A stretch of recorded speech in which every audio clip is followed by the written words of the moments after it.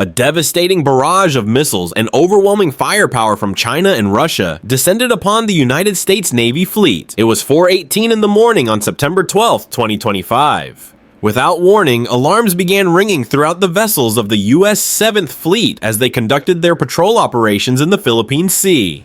From the western direction, China launched an unrelenting assault. 25 supersonic cruise missiles, 10 lethal torpedoes, and an entire squadron of stealth fighters screamed toward the fleet. From the northern direction, Russia contributed with 30 caliber missiles, every single one possessing the capability to destroy a warship within seconds. All of these weapons were hurtling toward the formation of the U.S. Navy.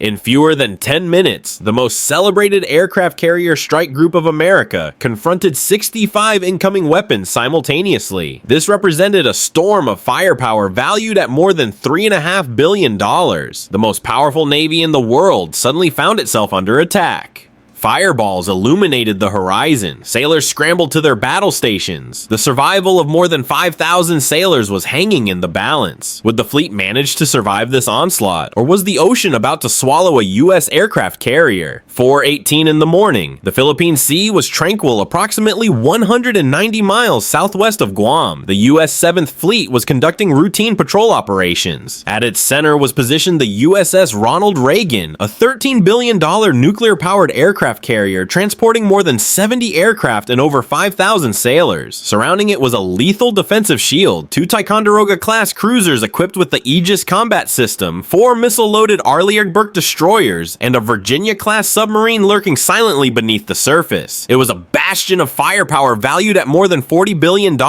unmatched by any navy across the world. On the deck, routine operations continued. Jets were being refueled, sailors marched in formation, officers barked routine drills. But inside the command center, the calm was broken. Radar screens flickered with unusual echoes from the north and the west. Alarms began blaring. Tensions escalated. Something dangerous was approaching rapidly. From the west, China struck with tremendous fury. At the massive Sanya Naval Base on Hainan Island, 25 supersonic YJ-18 cruise missiles tore into the sky. Beneath the waves, 2 Shang-2-class nuclear submarines launched 10 heavyweight torpedoes, each designed to tear a steel warship apart in seconds. Overhead, the night thundered as 12 J-20 stealth fighters and 8 J-16 strike aircraft roared into flight. In under 5 minutes, Beijing had thrown more than $2 billion in war machines directly at the American fleet. But China did not strike alone. From the far north, Russia moved with lethal precision. On the Kamchatka Peninsula, missile silos cracked open and 30 caliber cruise missiles screamed east, arcing across the Pacific toward U.S. carriers and destroyers. The coordination was flawless. 2 powers, 2 directions, 1 target. The U.S. Navy fleet was under simultaneous assault. 65 enemy weapons raced toward the American fleet in less than 10 minutes. Could even the strongest shield in the world survive such a storm? Comment below and let us know what you think. And do not forget to hit like if you believe in the unstoppable defense of America. 4:25 in the morning. The first warning came as streaks of light across radar screens. Within seconds, the command deck of the USS Ronald Reagan erupted. All stations, battle positions. This is not a drill, the air defense officer barked. Right away across the fleet, missile hatches snapped open. Interceptors tore into the sky, forging a blazing shield. From the Ticonderoga-class cruisers, SM-6 and SM-2 missiles launched in rapid succession, each worth millions, each flying at 4 times the speed of sound. They smashed into the incoming YJ-18s, detonating in violent fireballs over the waves. Behind them, destroyers unleashed ESSMs, shredding any target that slipped through the first line. In minutes, more than 40 missiles had been destroyed. But the danger was not only above. Beneath the sea, torpedoes from the Chinese Shang-2 submarines raced closer. Sonar operators shouted bearings. Countermeasures fired. Decoys plunged into the depths. Some torpedoes veered away, but tension gripped every sailor. One miss could send a billion-dollar warship to the bottom. Then came the northern wave. 30 caliber cruise missiles fired from the Kamchatka Peninsula of Russia pierced through the horizon. Their timing was precise, arriving just as the strike from China reached its peak. The American defense grid was stretched to its absolute limit. Phalanx CIWS cannons, 6-barreled monsters capable of 4,500 rounds per minute, spun to life, spewing walls of tungsten into the air. Explosions flashed across the sky, yet the numbers were overwhelming. 2 enemy barrage barrages struck almost simultaneously, and even the layered defenses of the fleet could not stop them all. 2 missiles broke through, one slammed into the USS John Paul Jones. The blast ripped through her midsection with a thunderclap that shook the entire formation. Steel buckled, fuel lines ruptured, and fire surged through compartments 3 and 4. For one stunned second, silence gripped the bridge of the Reagan. Then alarms shrieked back with savage urgency. Damage control teams stormed into action. Fire hoses snaked across decks. Medics hauled the wounded over slick steel. Sailors forced open hatches to fight flooding. Training kept them moving even as smoke and the stench of burning wiring filled the air. Nearby destroyers tightened formation, shielding the carrier while unleashing fresh salvos of ESMs.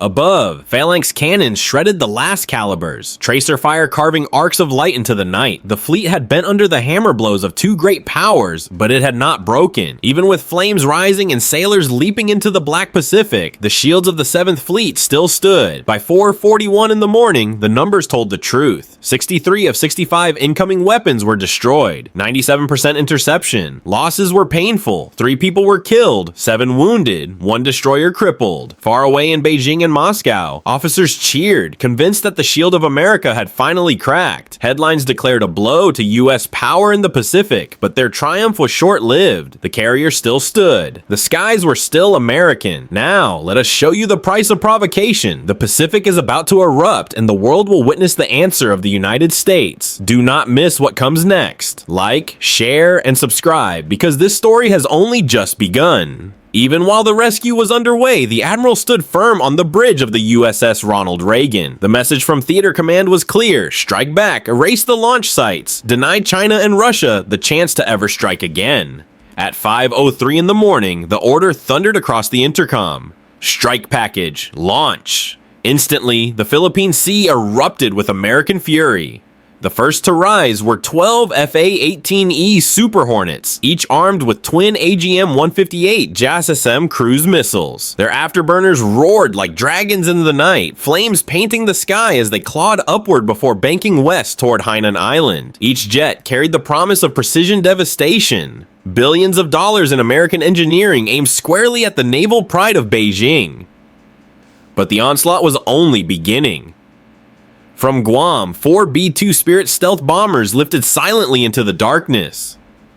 Worth over $2.1 billion apiece, these radar-evading giants carried 64 JDAM precision bombs, a payload heavy enough to demolish an entire airbase in one strike. Invisible to enemy radars, they glided like ghosts, unstoppable, untouchable, bringing death without warning. And beneath the waves, the silent hunter of the Navy struck. A Virginia-class nuclear submarine, undetected, unchallenged, opened its hatches. 14 Tomahawk cruise missiles burst free, slicing low across the Pacific at nearly 550 miles per hour. Each carried a 1,000-pound warhead, each locked on with surgical accuracy. By 5:28 in the morning, the counterstrike ignited the skies.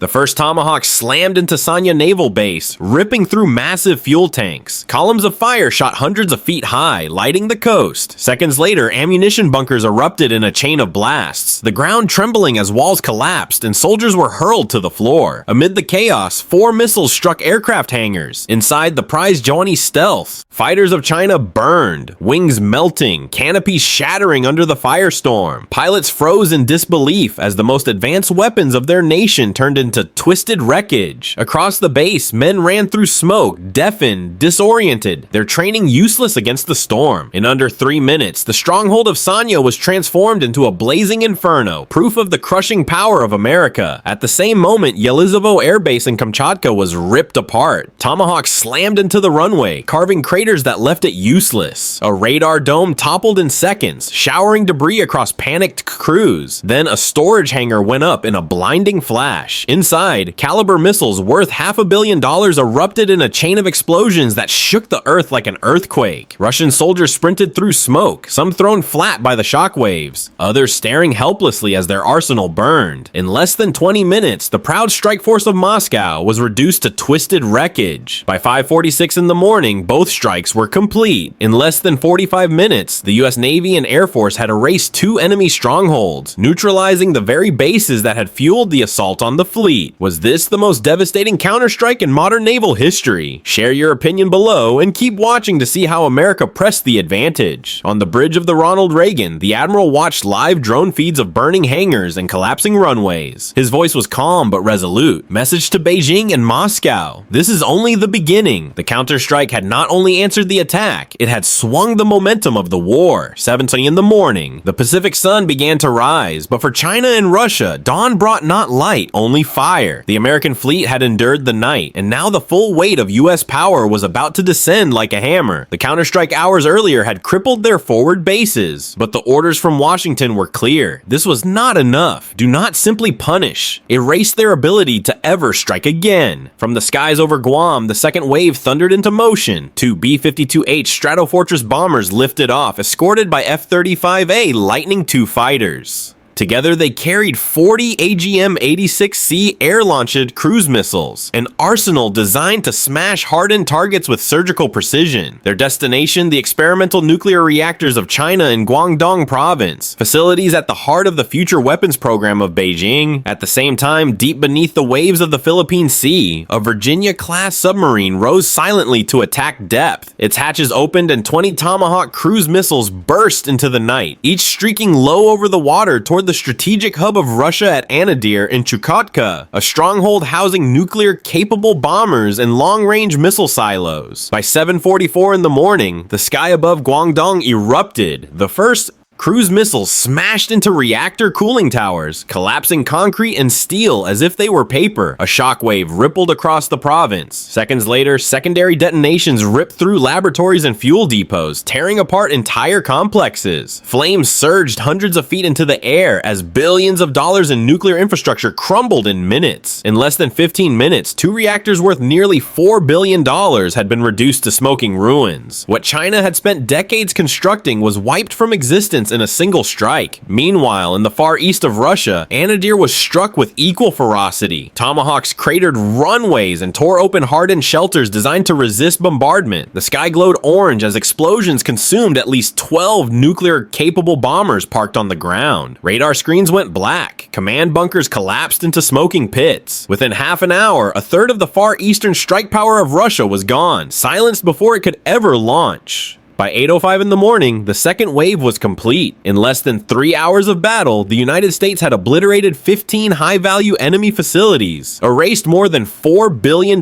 in weapons and infrastructure, and turned a bold joint offensive into ashes scattered across the Pacific. The war is over, but the numbers alone told a story the world would not forget. 65 weapons hurled at the U.S. 7th Fleet, 63 shot down before they ever touched steel. What the enemy had imagined as a killing blow became a showcase of American technology and discipline. And when the smoke cleared, the answer of America thundered across the Pacific. 15 enemy facilities erased, 2 nuclear reactors shattered, 1 Russian airbase reduced to rubble, and billions of dollars in firepower obliterated in less than 3 hours. But beyond the statistics lay something deeper. The American fleet once again proved why it stands apart from every other navy on Earth. It is not only the might of its weapons, but the discipline, courage, and unity of its sailors. Even when fire tore across their decks, even when explosions broke through their shield, the fleet did not falter. Within minutes, damage was contained. Survivors were rescued, and counterattacks were already in motion. That resilience, that refusal to bend, has carried the United States through every crucible in its history. From the flames of Pearl Harbor to the turning tide at Midway to every challenge across 2 centuries of struggle. For Moscow and Beijing, September 12, 2025 will be remembered not as a triumph, but as a day of reckoning. They sought to break the shield of the United States Navy to humiliate America before the eyes of the world. Instead, they revealed the opposite. That when tested, America does not fall. It rises, it retaliates, and it reminds the world why the shield of freedom still stands. Yet amid the thunder of missiles and the roar of jet engines, there was also humanity. American medics kneeling beside the wounded, binding their injuries with steady hands. A helicopter crew braving flames to pluck sailors from the sea.